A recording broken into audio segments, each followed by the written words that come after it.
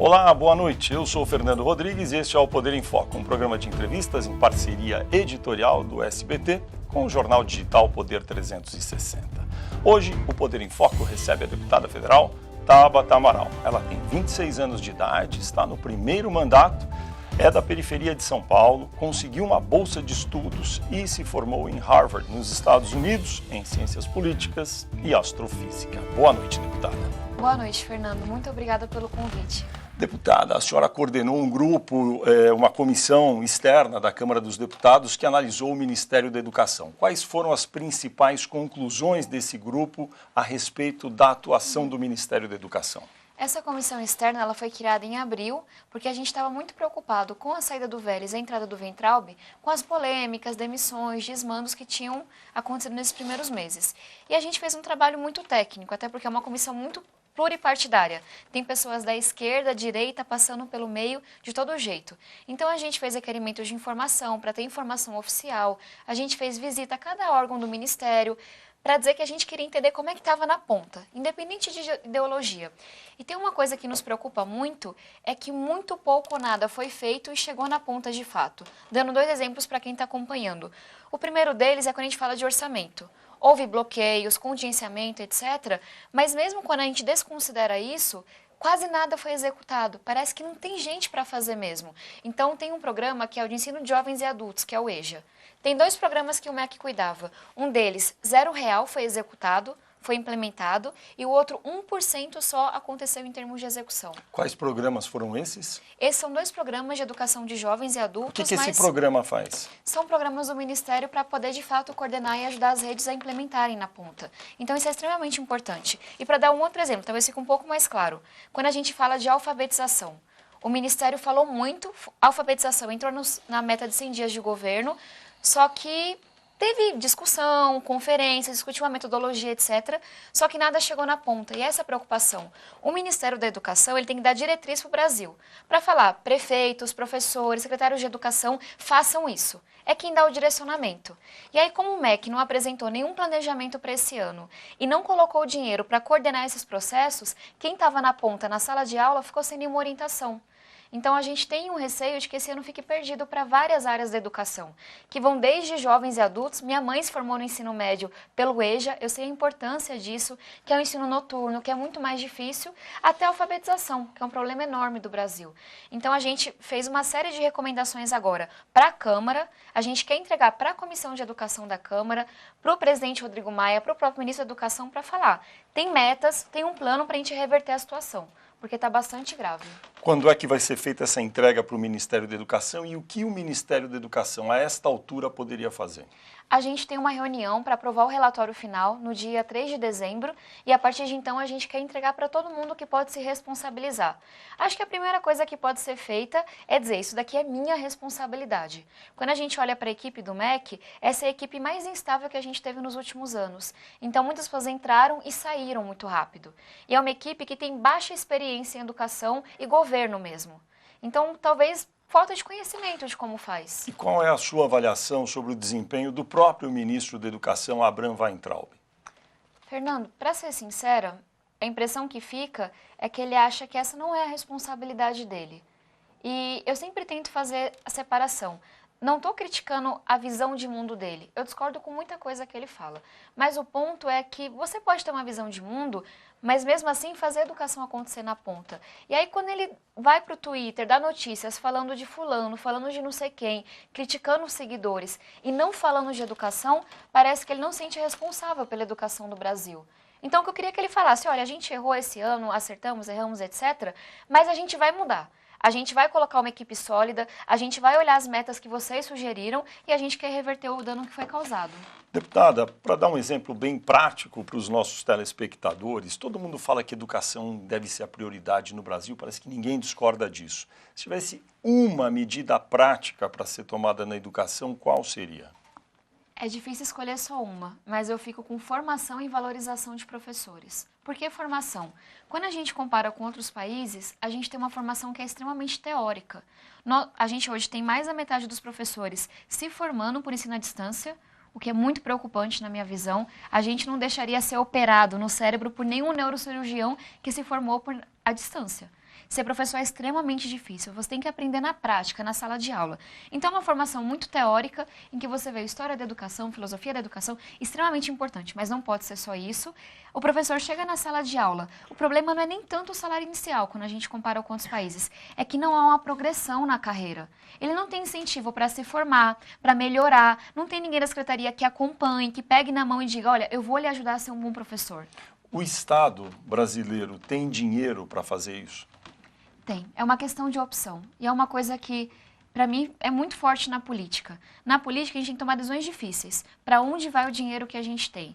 E quando a gente olha para, enfim, para a polarização desse ano, a impressão que eu tenho é que um grupo do espectro político, alguns políticos dizem, eu luto pelo desenvolvimento econômico.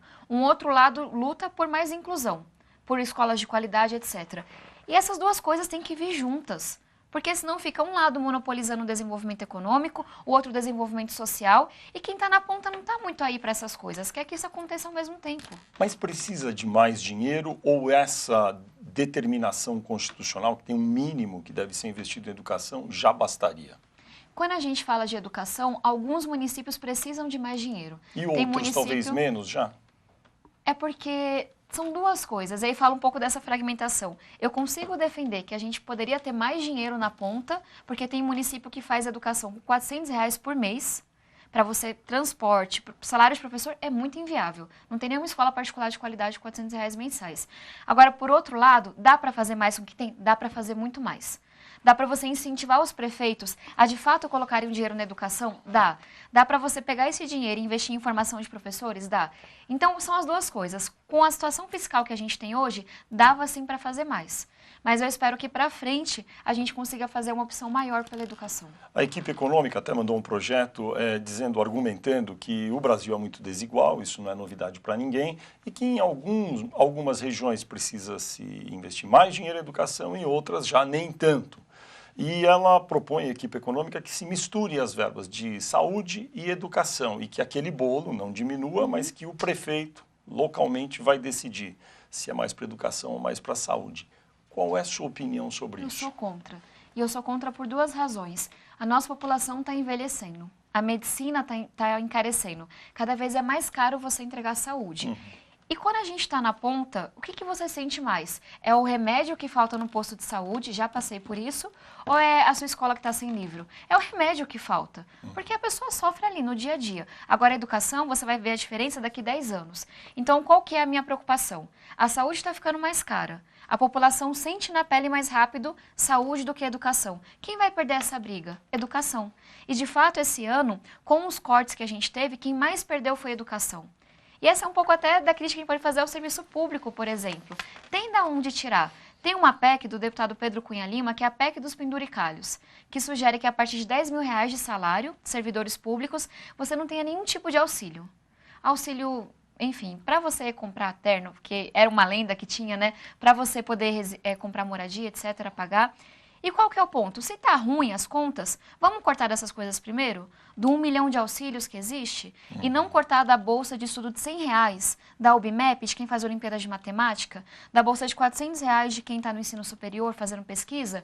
Então, para dizer que é uma escolha. E na minha visão, o Brasil sempre escolhe errado. Sempre escolhe favorecendo as grandes corporações, sejam públicas ou privadas.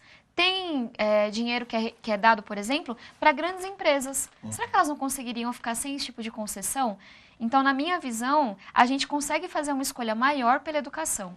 Agora, se junta saúde e educação, quem vai perder a educação? Em suma, na sua opinião, as determinações constitucionais que existem hoje de mínimo de investimento para saúde e educação devem ser mantidas? Devem ser mantidas e são importantes.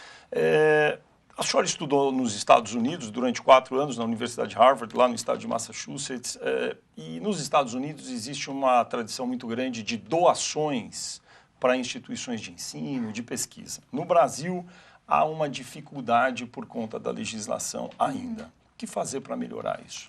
Hoje eu sou relatora, que é basicamente a pessoa que vai emitir um parecer de um projeto da deputada Luísa Canziani, uma PEC, que faz uma coisa que é muito interessante. Hoje, se as universidades conseguem convênios, parceria setor privado, o dinheiro que elas arrecadam vão para o bolo da União. Isso.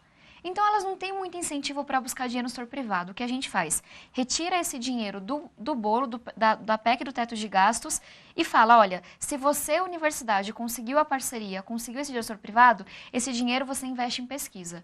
Então, eu acho que é um passo. Mas também tem uma discussão para a gente implementar a lei de endowment. O que é isso?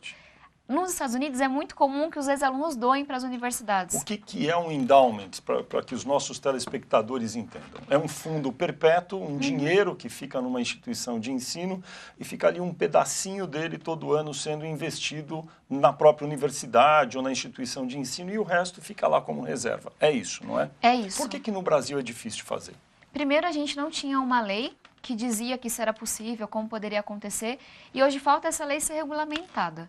Então, é até uma provocação, um pedido que a gente pode fazer ao Ministério da Educação. E no relatório da comissão externa, a gente fala, olha, foi apresentado o Futurice, que foi muito discutido, só que a gente não viu o projeto ainda. Eu não sei como ele é na prática, porque foram, coletivas, etc. Tem passos menores que a gente já pode dar agora. Um deles é, de fato, ajudar as universidades a implementarem essa lei, para que elas consigam fazer seus fundos privados, colher doação de ex-aluno, doação de empresas e se financiarem com mais autonomia também. Deixa eu, já que a gente está falando de educação, perguntar sobre um tema muito controverso. A senhora acredita que é positivo cobrar de estudantes em universidades públicas daqueles que podem pagar? Eu acho que é possível, não acho que é a coisa mais urgente para se fazer agora. Mas por que eu acho que é possível? Eu estudei nos Estados Unidos e seria incoerente eu defender uma coisa diferente até. E aí o que tinha lá, que tem que ser desse jeito, senão também eu não topo, só pagava quem realmente podia. Se você não podia, era a bolsa de 100%. Não era empréstimo. Se você é um aluno pobre, o Estado vai te ajudar e vai pagar o teu ensino superior, dar retorno para a sociedade. Agora, se você vem de uma família muito rica, eu não vejo por que não cobrar. Porque desse jeito a gente está fazendo uma outra escolha. Já que o dinheiro é curto, a gente vai escolher investir em quem mais precisa. Então, para a gente entender que quando o dinheiro, o cobertor é curto, como a gente fala, a gente tem que tomar decisões difíceis. Mas eu não acho que essa é a discussão mais urgente do Brasil. Por que não é urgente? Porque quando a gente fala do financiamento das universidades, esse hoje não seria um percentual tão grande. Eu acho que tem uma discussão mais ampla a ser feita sobre como as universidades lidam com o gasto de pessoal, como que elas de fato conseguem dinheiro para investir em pesquisa, que está baixíssimo. E eu acho que esse tipo de discussão hoje, em uma sociedade tão polarizada, ia jogar a torcida do Flamengo e a torcida do Fluminense. Então vamos tentar fazer o que dá para fazer primeiro, que é a questão que a gente falou dos fundos privados, da PEC do projeto que retira recurso próprio do teto de gastos, etc. Também ainda sobre educação, é um tema muito discutido e há muita controvérsia sobre ele também, que é sobre essa expressão, escola sem partido. Como a senhora entende essa discussão e qual é a sua opinião a respeito? O problema do escola sem partido é que é uma frase perfeita. Eu concordo com ela, eu não quero nenhum partido de esquerda ou direita nas escolas. Agora, o STF, que é o nosso tribunal, já se posicionou que o projeto de lei que leva esse nome, ele é inconstitucional. Porque, enfim, a gente tem uma linha muito tênue, né? Quem vai dizer que durante esse governo, o governo diz, isso daqui o professor não pode dizer. Aí o governo muda de sinal. Era de esquerda, vira de direita, era de direita, vira de esquerda, aí muda completamente o que o professor não pode dizer. Então a gente tem que tomar cuidado. O professor tem que ter liberdade de exercer o seu, enfim, falar de suas ideias, tentar mostrar o mundo para as crianças. E eu acho que a melhor maneira da gente combater a doutrinação não é proibir nas pessoas. Quanto mais você proíbe, mais elas falam. E a gente corre o risco de ter um governo mais autoritário, os professores sejam perseguidos. Na minha visão, tem que ampliar o debate. Por que não coloca uma matéria para falar de política? Para falar o que faz um vereador, o que faz um deputado, quais são os partidos políticos. Eu saí do ensino médio sem saber isso. Como é que eu vou entender o mundo? Como é que eu vou comparar o que eu estou ouvindo se eu não tenho nenhuma base sobre política? Deputada, e a questão de gênero? Como deve ser tratada no ambiente escolar? Quando a gente fala de gênero, para mim, o ponto mais importante é ressaltar que a maioria dos estupros no Brasil, e eu falo isso com muita tristeza, acontecem com crianças. A gente não encarou essa realidade de cara. A gente continua virando as costas para ela. Se a gente não fala sobre educação sexual nas escolas, e educação sexual eu tive no Fundamental 1, na escola estadual ainda. E não foi nada como as pessoas acham que era. Me explicaram naquela aula, e eu me lembro, eu estava na 4ª série e me marcou muito, que ninguém poderia me tocar nas minhas partes íntimas. Que se alguém fizesse alguma coisa que me deixasse mal, que eu deveria falar para o professor. E a gente tem muitos casos de que com educação sexual, as crianças vão e denunciam tios, padrastos, porque são as pessoas próximas que cometem abusos. Então, mais uma vez, a gente tem que tomar o cuidado para tirar essa carga ideológica tão pesada e pensar na criança. Eu quero as crianças sabendo que ninguém pode tocar nelas. Então, eu não quero que as pessoas, por preconceito, porque viram no WhatsApp, viram não sei o que lá, sejam contra a educação sexual, que é algo tão importante. Deputada, indo agora para uma agenda mais ampla social, a senhora apoia uma série de medidas que ficou conhecido como agenda social. O presidente da Câmara dos Deputados, Rodrigo Maia, também apoia. Vários líderes partidários apoiam a tal agenda social que vai tentar compensar ou matizar, em certa medida, os efeitos negativos da economia que está praticamente estagnada. Poderia explicar do que se trata isso e quais os custos disso para a sociedade e quais os benefícios? Claro. A gente está passando pela segunda maior crise econômica da história. Então, quando você vai para a ponta e conversa com as pessoas, está todo mundo muito sem esperança. Porque não é só desemprego. A extrema pobreza aumentou muito. A gente fala de 15 milhões de pessoas que a partir de 2014 entraram para a pobreza, entraram para a extrema pobreza, a desigualdade está aumentando. E a gente tem que entender para que quem está na ponta, os mais vulneráveis, não vão dar conta só de, enfim, com o desenvolvimento econômico se recuperar. Tem gente que está passando fome hoje. Tem gente que não tem a menor chance de conseguir um emprego com essa revolução tecnológica. Então, a agenda é uma agenda para os mais vulneráveis do Brasil. Poderia descrever 2 ou 3 principais projetos dessa agenda e do que dependem para eles serem implementados? Certo. O primeiro deles é do Bolsa Família. Cada eleição a gente vê uma discussão que é muito ruim para o Brasil de se o partido tal foi eleito, vai acabar com Bolsa. O Bolsa Família é do brasileiro hoje, a gente sabe que tem um retorno enorme. Para cada R$1 que você investe, quase R$2 de retorno. É muita coisa. Então, o que a gente está fazendo? Coloca na Constituição. Ninguém mais pode ameaçar. Nenhum candidato, nenhum presidente é do povo brasileiro. E a gente identificou que tem 3,2 milhões de crianças que estão na pobreza e que hoje não recebem nenhum benefício. E se a criança não é bem alimentada, não tem amparo, ela não vai conseguir nem aprender mais velha. Então a gente inclui 3,2 milhões de pessoas, que é muita gente, no Bolsa Família. Tem um outro pilar, que é o da Lei de Responsabilidade Social. Deixa eu só perguntar do Bolsa Família. A senhora morou num país que tem uma Constituição muito enxuta, que tem mais de 200 anos de idade. No Brasil, a Constituição é muito recente, de 88, e tem uma outra característica que é a prolixidade. É muito longa e tudo está lá. Alguns dizem que toda vez que a gente aumenta a Constituição, a gente vai engessando mais o país. Não seria melhor construir a perenidade do Bolsa Família por meio da implantação desse valor na sociedade mesmo, em vez de mudar a Constituição? O cuidado que a gente tomou foi a PEC, que é o que coloca na Constituição, ela é bem pequena. Ela diz, nesse Brasil, a gente vai lutar pela garantia de renda. Ou seja, quem está abaixo da linha da pobreza, a gente não coloca nem o nome do programa. Tem um programa de garantia de renda para quem é muito, muito pobre. Tem um projeto de lei que aí sim altera tudo. Porque eu concordo com você, a gente não pode inchar a Constituição, tem que ser maleável. Mas a gente também não pode ficar refém de governos populistas, a gente não pode ficar refém de, em cada campanha, ameaçarem o Bolsa Família. Então, qual foi o cuidado? Uma PEC que coloca na Constituição, o Bolsa Família é uma política de Estado. E um PL bem maior... Um PL é um projeto de lei. É um projeto de lei. E você vai me ajudando com esses termos que a gente fica doido aqui na Câmara. É um projeto de lei que diz, o Bolsa Família vai incluir 3 milhões de crianças, vai melhorar a linha de extrema pobreza que está muito abaixo, melhora o incentivo, ou seja, quem consegue um emprego, uma renda, se perder essa renda, volta automaticamente. Eu não quero ninguém no Bolsa com medo de conseguir um emprego, uma carteira assinada. Então foi a divisão que a gente fez. Qual o outro projeto que a senhora estava falando e eu a interrompi para falar do Bolsa Família? E foi uma explicação importante. A gente tem um pilar de responsabilidade social. O que é isso? O prefeito que está na ponta, hoje, ele não tem nenhum incentivo para acabar com a extrema pobreza. E o que a gente quer mesmo é que não tenha mais pessoas recebendo Bolsa Família, que todo mundo tenha superado esse papel. Então, os prefeitos, os secretários, têm que trabalhar saúde, educação, assistência social junto. Eu quero ver as prefeituras enviando pessoas para visitar. Olha, você está desempregado, eu vou lhe ajudar. Eu vou te dar um curso, fala com fulano, porque a gente fica muito passivo diante da extrema pobreza. Então, a gente quer criar incentivos financeiros para que redes Brasil afora, prefeituras, mandem pessoas para visitar e digam, aqui a gente vai acabar com a extrema pobreza, porque o meu município vai receber mais dinheiro se não tiver ninguém recebendo Bolsa Família. Tem uma frase antiga que foi da então primeira-dama do Brasil, Ruth Cardoso, foi casada com Fernando Henrique Cardoso. Ela era uma pessoa muito intelectualizada, entendia muito de benefícios sociais.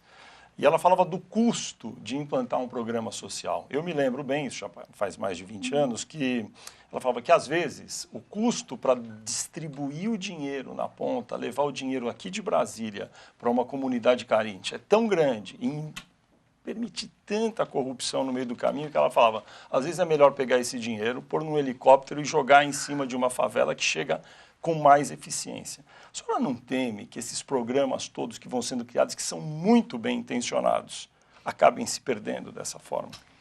Não, porque a gente tomou um cuidado muito grande de olhar para estudos. E esse é um valor que me guia muito. A gente tem que olhar para o que os estudos mostraram. Então, por que a gente escolheu fortalecer o Bolsa Família e melhorar, ao invés de criar um novo projeto? Porque era fácil também criar um novo, botava o nome e ganhava o glamour disso. Não, porque o Bolsa Família já foi mostrado que dos projetos sociais é o que tem menos corrupção, porque o dinheiro é depositado no banco, então a pessoa retira, não passa pela mão do prefeito, pela mão do governador, dos vereadores, etc. E porque é um dos programas de maior retorno. Então, ele não é tão caro para o orçamento público comparado com vários outros projetos. Mas para cada R$1 que você investe, quase 2 retornam para a sociedade. Então, foi um cuidado que a gente tomou muito grande. Só fortalecer projetos que já existiam ou projetos que as evidências, os estudos mostravam que eram muito fortes. Tem um outro que a gente pegou da França, que vai nesse sentido. Lá, eles criaram um conceito de zonas de interesse social, ou seja, na hora que você cruza todos os dados, quais são os lugares mais vulneráveis do Brasil, mais pobres? Não tem por que você investir em todo um estado, toda uma região, sendo que é bem delimitado a região mais pobre, uma micro-região. Então, a gente quer encontrar quais são essas micro-regiões do Brasil, bem no detalhe do dado, e para elas direcionar políticas públicas. Que aí tem a ver com o que você falou. Ao invés de criar uma política nacional que vai beneficiar ricos e pobres, que você não sabe muito bem quem está precisando, vamos usar a tecnologia? Vamos usar os dados e bem focalizado. É nesse bairro, é nesse pequeno município, e não, por exemplo, no Nordeste inteiro. Os ultraliberais criticam um pouco alguns programas sociais pelo fato de entenderem, isso, enfim, é o que dizem, que alguns programas acabam virando um incentivo ao recebimento do benefício e incentivam muito pouco aquela pessoa a andar para frente e se livrar do incentivo. Que tipo de mecanismo estão nesses projetos para que as pessoas realmente recebam por um período, mas que queiram parar de receber, porque melhoraram as suas condições de vida? Aí eu vou aproveitar e falar de um outro pilar da agenda social, que é o pilar de inclusão produtiva. É isso. A gente quer que quem está recebendo Bolsa Família hoje consiga um emprego, consiga se formalizar, consiga criar seu negócio. Só que a gente tem que ir até a pessoa. Então, a gente está olhando, por exemplo, como é que você conecta a lei do jovem aprendiz, que são os aprendizes que todo mundo conhece com a reforma do ensino médio.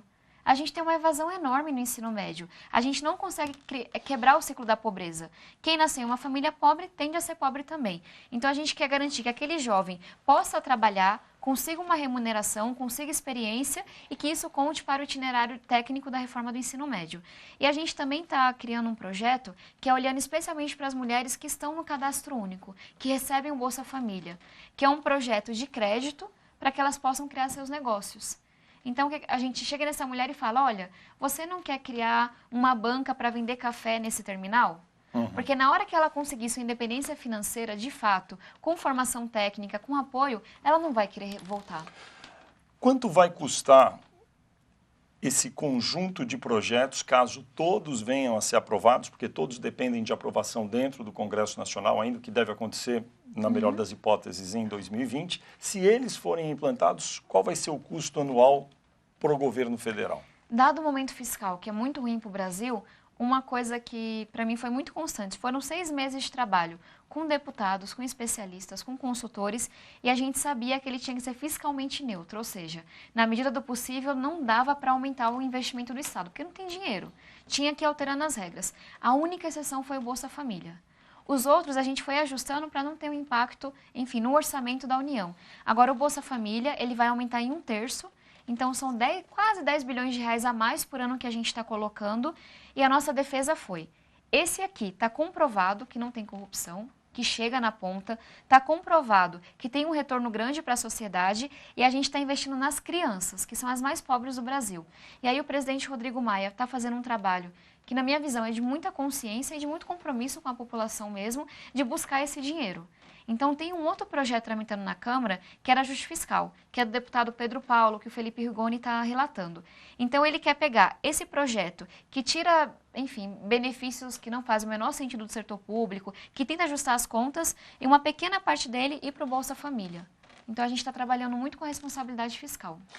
Ou seja, a ideia é que quando eles venham a ser aprovados, que tenha um efeito fiscal neutro. Ele vai aumentar cerca de 9 a 10 bilhões por ano, mas em algum outro lugar vai sair um dinheiro de outro lugar para compensar isso daí. Exatamente, porque a gente tem que ser responsável. Agora, querendo ser um pouco cético com a senhora, é muito difícil aprovar um projeto de lei no Congresso, quanto mais uma emenda constitucional. Por que a senhora demonstra tanto otimismo em relação a essa possibilidade? Eu vou dar um exemplo. A gente está apresentando um pilar de cada vez, a cada semana. Na semana passada, a gente apresentou a PEC, que coloca o Bolsa Família na Constituição, e o projeto de lei que, enfim, melhora o Bolsa Família, aperfeiçoa. Os dois projetos tiveram como autores, não foram apoiadores, autores, 23 dos 25 líderes da Casa. Ou seja, a gente tem 25 partidos representados na Câmara dos Deputados. Dos 25, 23 não só apoiam os projetos, como falaram, somos autores. Aí você pode me perguntar, mas por quê? A gente nunca viu isso acontecendo. Líderes de esquerda, centro, direita apoiando o projeto como autor, falando que esse projeto vai ser, enfim, aprovado no próximo ano. Na minha visão, é um pouco de leitura do que está acontecendo. Vamos olhar para a América Latina. O Chile, que é um país mais desenvolvido do que a gente, com programas sociais, em certa medida, mais avançados até, está tendo protestos. A gente olha Bolívia, Equador, Colômbia agora, a gente não entende muito bem a razão. Mas tem uma coisa que é constante. A desigualdade está aumentando nesses países e a população sente que a política não está respondendo, que os políticos não estão dando uma resposta. Então eu ouvi vários líderes da Câmara falando, a gente tem que fazer alguma coisa no social, a gente tem que dar uma resposta.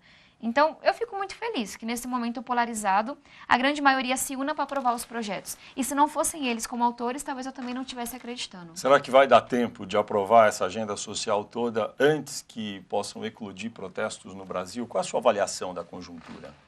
Eu espero que sim. O Brasil está muito judiado desde 2013. Não só as pessoas estão muito divididas, como as pessoas estão muito sem esperança. Eu nunca conheci tanta gente desempregada igual eu conheço hoje. E olha que eu cresci numa ocupação.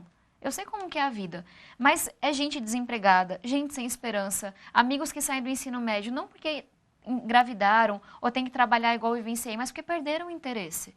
Então a gente tem que dar uma resposta. Eu espero que venha rápido o suficiente. Bom, não vai vir antes do primeiro semestre de 2020. Não. Até lá, a senhora, com a sua experiência já de política agora, acha que há risco de o Brasil enfrentar situações como a do Chile, de protestos públicos? Esse risco existe.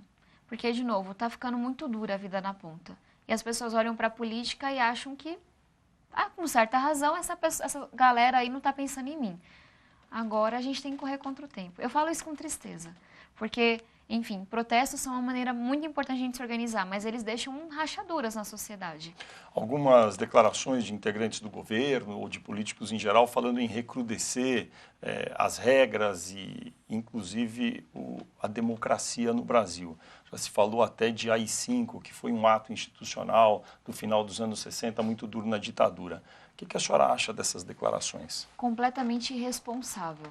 A gente é uma democracia há mais de 30 anos.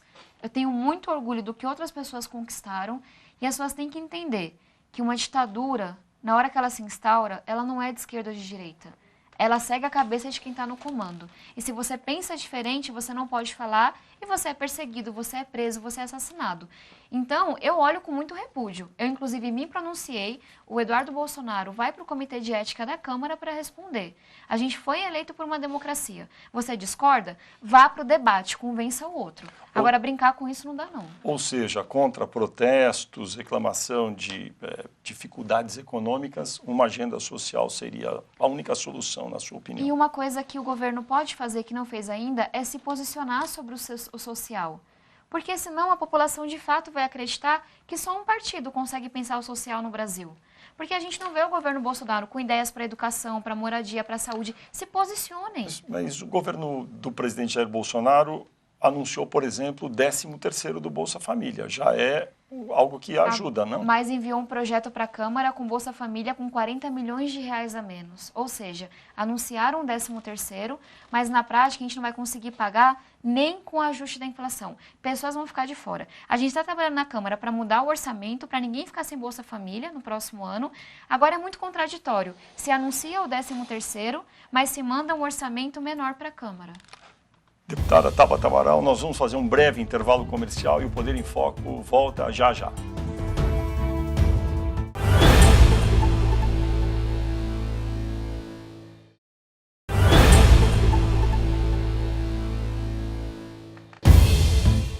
Estamos de volta com o Poder em Foco, um programa de entrevistas do SBT em parceria com o jornal digital Poder 360. Nesta edição, eu entrevisto a deputada Tabata Amaral. Deputada, vamos falar um pouco sobre conceitos gerais. Queria perguntar para a senhora sobre alguns temas de costumes, como se diz. Para começar, a senhora se considera feminista e qual a sua definição para esse termo? E a gente sempre tem que dar uma definição, porque tem muito preconceito e muita fake news ao redor. Eu me considero feminista e para mim o que é ser feminista? É você querer que homens e mulheres tenham os mesmos direitos, tenham as mesmas oportunidades. Isso começa lá na educação. Resumindo, que as meninas também sonhem em ser astrofísica, engenheira, cientista, política, o que elas quiserem. E como seria possível aumentar a participação feminina, a participação da mulher na política? Esse é um tema que eu me debruço e que eu trabalho muito por ele. Inclusive, a gente vai lançar um projeto chamado Vamos Juntas. O que é isso? No próximo ano, a gente está, recrutando e convidando mulheres de todos os perfis para se engajarem de alguma forma. Se você é empresária, que você ajude uma menina, mentore ela. E aí eu falo, menina, mas é mães, meninas, brancas, negras, todo mundo. E aí o que a gente quer é que se crie uma cultura de... É mais difícil para a mulher participar na política. Meninas não são incentivadas, quando chegam nos partidos não recebem o mesmo financiamento, não conseguem tomar decisão, são vistas sempre como secundárias. Quando chegam no Congresso, você é interrompida, as pessoas duvidam da sua inteligência diariamente. Então, dado que é mais difícil para as mulheres estarem na política, a gente tem que fazer um movimento para ajudá-las. Tem uma lei atualmente que determina que o número de vagas de candidatas seja para mulheres. Essa é uma boa providência? Essa é uma boa lei? Essa lei ajudou a gente a avançar um pouquinho, mas ela tem seus limites. Por quê? Primeiro, você simplesmente dizer que a mulher vai estar na lista não quer dizer que o partido está fazendo de tudo para que ela tenha chances de formação, de financiamento, de visibilidade. Segundo, porque a gente vê todo tipo de maracutaia. Então é laranja, é a secretária, é não sei quem, é a vice. Então os partidos de fato, e falo isso em sua grande maioria, não querem ter mais mulheres na política e colocam muitas barreiras a isso. Tem que mudar essa lei ou manter a cota do jeito que está? Uma coisa que a gente fala muito na bancada feminina que a gente tem na Câmara, a gente acha que a melhor maneira seria você ter uma cota de cadeiras no parlamento. Essa é uma coisa que outros países fizeram. O maior exemplo é a Ruanda. A Ruanda passou por um grande genocídio, fica na África, e foi uma situação gravíssima. Depois disso, não haviam homens suficientes para entrar na política.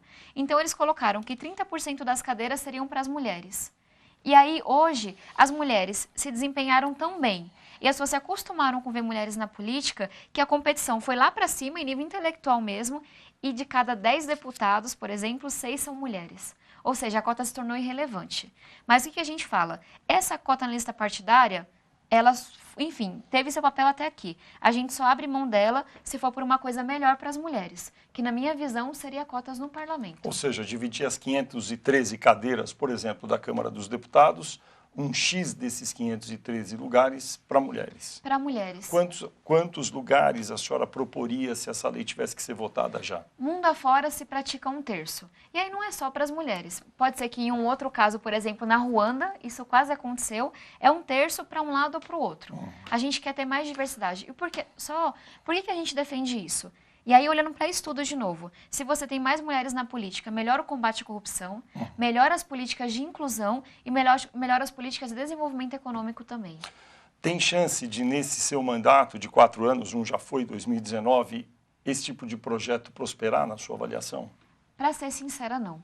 Primeiro porque somos apenas 15% da Câmara dos Deputados e porque a população não entendeu ainda por que isso é tão importante e por que a gente precisa de cotas. Muita gente acredita que as mulheres não se elegem porque mulheres não votam em mulheres, porque as mulheres não querem ser candidatas. Então, e aí cabe a mim também, a gente tem que mostrar para a população que as mulheres são excluídas várias vezes, que realmente é muito mais difícil para a mulher chegar nesse lugar. Ainda sobre costumes, aborto, é necessário fazer alguma alteração na legislação atual? Hoje eu não apoiaria nenhum tipo de mudança, é um dilema ético extremamente complexo. E aí, só para dizer que eu reconheço os estudos que mostram que muitas mulheres morrem por fazer aborto ilegal, mas eu não acho que a gente, como sociedade, está pronto para discutir outros casos. Qual seria a idade, quais seriam os casos. Então, hoje eu não apoiaria nenhum tipo de mudança. Drogas, a senhora é a favor de liberar o consumo, por exemplo, recreativo da maconha, como acontece em alguns países hoje? A gente tem que olhar para o Brasil, tem que fazer algum tipo de estudo. Mas se a gente de fato for olhar para a evidência, para o que a ciência mostra, em outros países funcionou. E eu falo isso de um lugar um pouco até difícil, porque eu perdi meu pai para as drogas. E eu sei que a maneira como ele foi tratado não ajudou em nada. Ninguém olhou para ele como uma pessoa que estava doente, que precisava de cuidado, de atenção. Então, tendo perdido alguém para as drogas, eu sei que o jeito que está não está funcionando. O que deveria ser feito, então? Qual seria o modelo? Acho que, enfim, olhar para experiências como a de Portugal e do Uruguai, que ao legalizar, não todos os tipos de droga, a maconha no caso, reduziu o número de uso dessa substância e falar, será que isso aqui funciona no Brasil? E aí a gente pensar no melhor modelo, qual que é o limite, é o governo que vai regulamentar, abre para iniciativa privada, mas para mim isso é um pedaço da discussão. Um outro que é extremamente importante é como é que a gente trata de saúde mental, como é que a gente começa a encarar de depressão, enfim, todos os tipos de doenças da mente que a gente tem, a dependência química, com a mesma seriedade que a gente trata o câncer, por exemplo. Doenças extremamente complexas, para as quais não há uma única solução, mas que são doenças, que não tem nada a ver com a moralidade ou com o esforço de cada um. Em resumo, a senhora é favorável a alguma flexibilização Sim. no uso da maconha, por exemplo? Sim. De novo, se limitando a esse tipo de substância química, porque a gente não tem muitos exemplos de outras. Como é que a senhora se definiria para o público que nos assiste, para o telespectador que está assistindo até agora, por exemplo, na área dos costumes? A senhora se diria liberal, conservadora e também na economia? Como é que a senhora se define? Eu tenho muita dificuldade com esses termos, vou tentar me encaixar no que existe hoje, mas porque o mundo é tão complexo, como é que a gente quer definir as pessoas com duas palavras? Para mim isso é um grande desserviço. Mas se eu tiver que me colocar no espectro, eu sou progressista, eu tendo a ser mais liberal nos costumes, então quando a gente fala, por exemplo, de casamento gay, eu sou a favor. Eu acho que a gente tem que ter um país cada vez mais inclusivo, mas... E aí quando a gente fala de economia, eu tenho... Antigamente se chamava isso de social-democracia. Hoje em dia eu não tenho ideia de qual que é o termo. Mas o que eu prezo? Qual que é o Brasil que, enfim, para mim é o que faz mais sentido? É um Brasil que olha para a desigualdade, que quer incluir todas as pessoas, independente do sobrenome que tem, mas que olha para o desenvolvimento econômico, que é fiscalmente responsável. Deixa eu te ajudar com algumas perguntas sobre economias bem rápidas. Por exemplo, na economia, Petrobras, Banco do Brasil e Caixa Econômica, algum dia devem ser privatizados? Eu acho que é mais fácil falar de Caixa e Banco do Brasil do que de Petrobras. Porque, na minha visão, o que justifica uma empresa ser, enfim, do governo? Se há interesse da nação. Se, para a gente, termos de estratégia, é importante ter essa empresa. Então, por exemplo, eu acho que a Petrobras dá para você argumentar de que algumas áreas dela, não todas, dá para privatizar algumas partes, uma área ou outra é importante a gente, como nação, ter um controle. Agora, quando a gente fala de bancos, quando a gente fala de vários serviços, aí eu não entendo muito porque que é obrigatório que o governo esteja ali cuidando. Poderia privatizar Banco do Brasil e Caixa Econômica? Acho que sim. E sei que isso é bem polêmico, mas tô aberta ao debate. Taxação de grandes fortunas é algo positivo? Sou a favor. E aí, só entrando em outro debate, a gente está passando agora por uma reforma tributária, que é extremamente importante no Brasil. Quem é mais rico paga menos imposto e quem é pobre paga muito imposto no consumo. Então, não só taxação de herança, mas de dividendo também. E aí, explicando, hoje, quando você tem uma empresa, se taxa muito a empresa, a pessoa jurídica, e os lucros que vão para os donos da empresa, entre aspas, não recebem taxação. Na minha visão, e de vários deputados, tem que taxar menos a empresa, para ela contratar, para ela crescer, para ela investir, e taxar o lucro que é distribuído para os donos, entre aspas. Ou seja, grandes fortunas... Tem que taxar mais. Tem que taxar. Outra coisa, regras trabalhistas. A senhora acha que é necessário liberalizar mais, além do que já foi feito, ou as regras da CLT atuais são boas? Na minha visão, a discussão hoje está num lugar bastante ultrapassado. Primeiro, não dá para aceitar retrocesso em termos de proteção, quando a gente fala de mulheres grávidas, quando a gente fala de trabalhos insalubres, por exemplo. Mas eu acho que a sociedade não percebeu que a discussão não é nesse sentido. É olhar para a robotização, é olhar para o fato de que daqui 11 anos, que é amanhã, passa muito rápido, de cada 10 profissões, 8 são profissões que não existem ainda. Quem se forma hoje no ensino médio vai ter de 8 a 11 ocupações ao longo da vida. Quando você tem o Rappi entregando o medicamento, entregando o alimento, quando você tem o Uber, como é que você pensa aposentadoria? Como é que você pensa seguro-desemprego? Dá para entender a provocação? Não é tanto olhar para o passado e tentar cortar e simplificar. Sempre vou defender o direito das pessoas, mas é olhar para o futuro e dizer, meu Deus, como é que eu dou conta de calcular a aposentadoria do entregador de Rappi? Ele tem que ser protegido, mas esse sistema que a gente tem hoje não dá conta. Falta pensar um pouco no futuro. Muito bem. Deputado, nós vamos fazer o Poder em Foco, vai fazer mais um intervalo e volta já já, só um segundinho.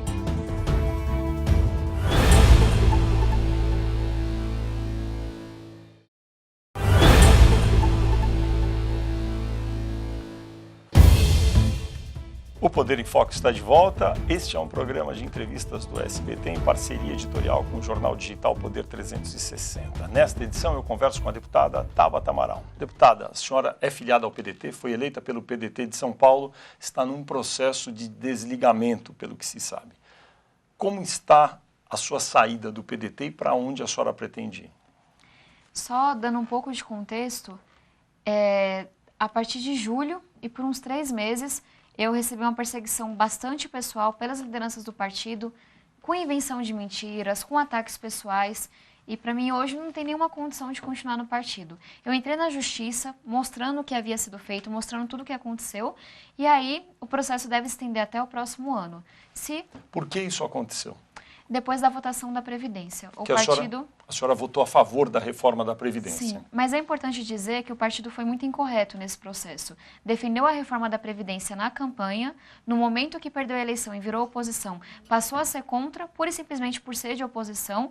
A gente recebeu uma proposta do governo que era muito ruim, na minha visão, em várias áreas. Eu trabalhei muito para ajudar a mudar essa proposta. Foram 9 emendas que eu apresentei com o deputado Felipe Rigoni, negociações com a bancada feminina, com a bancada da educação, e a gente mudou muito o projeto.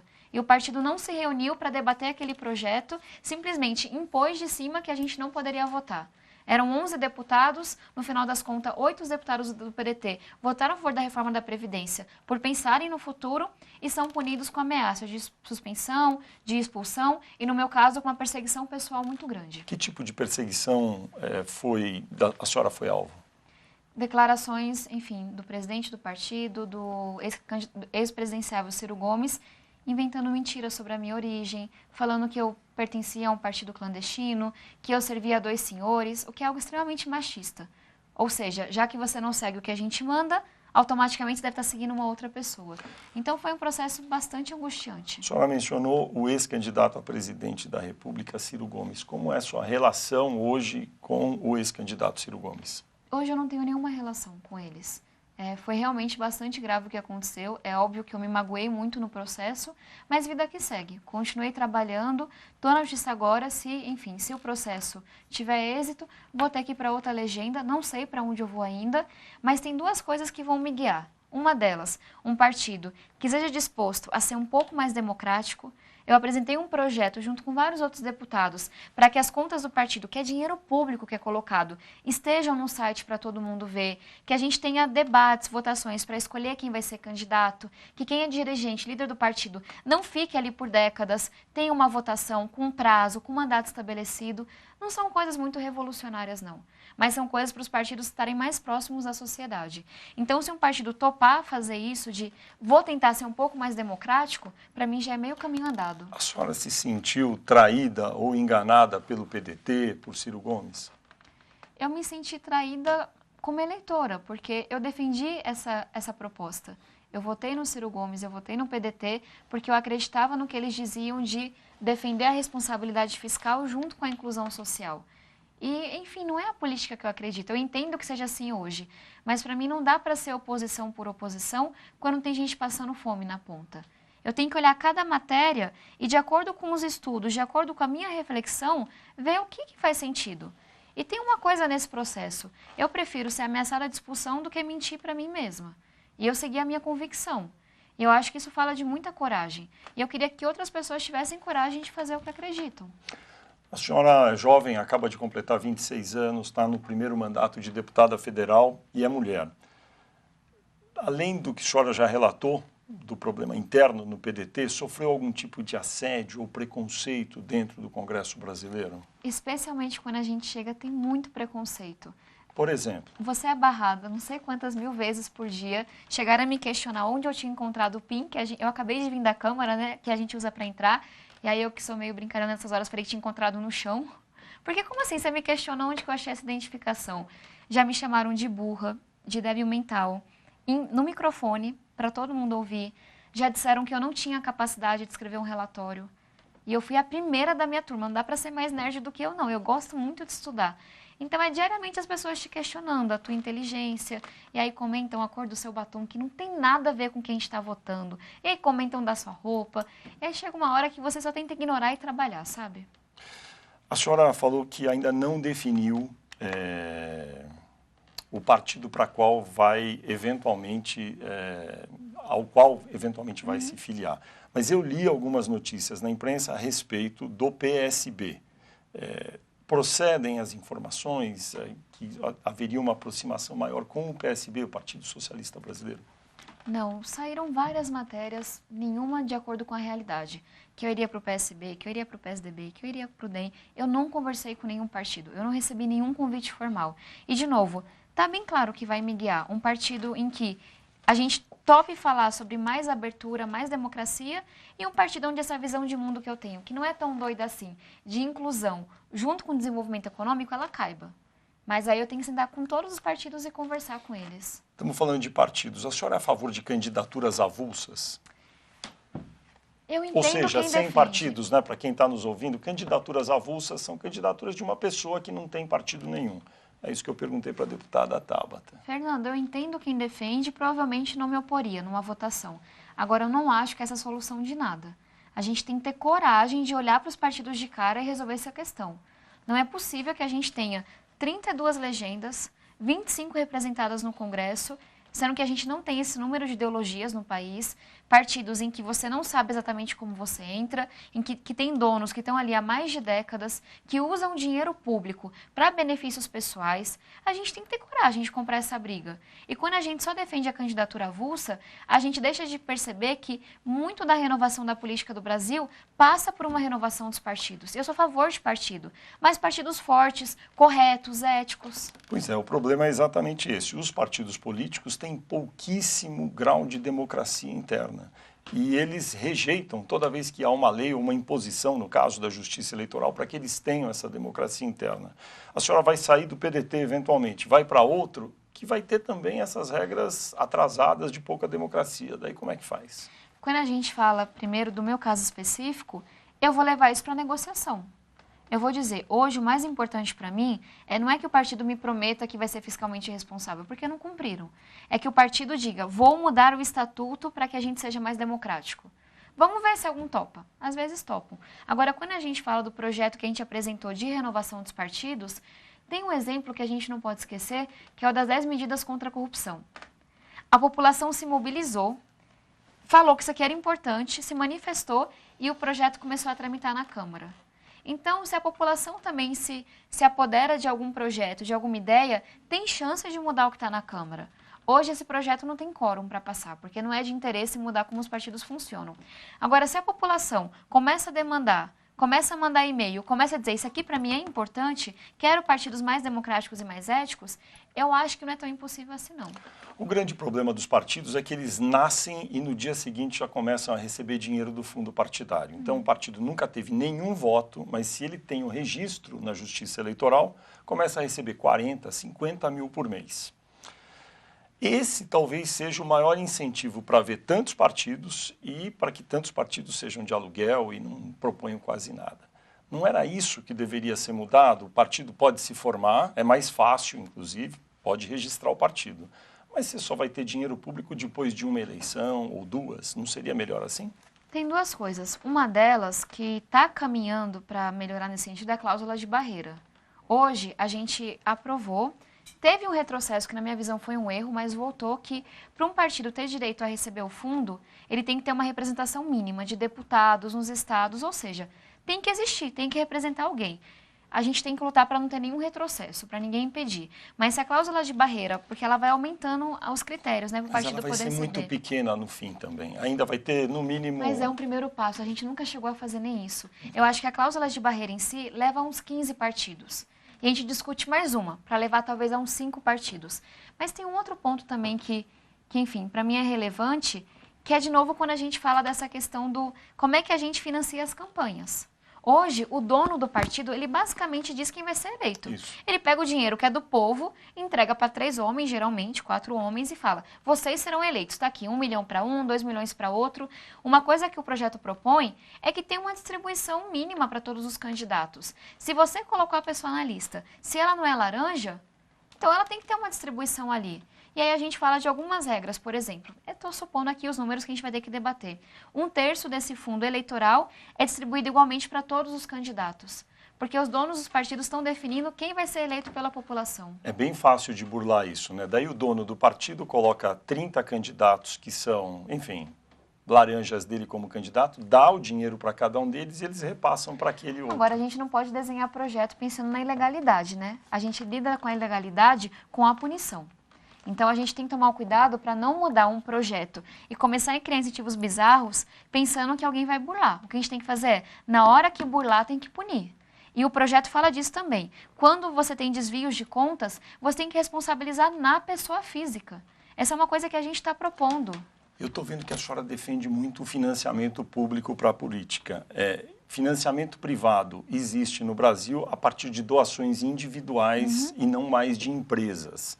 Esse modelo que o Brasil adotou é bom?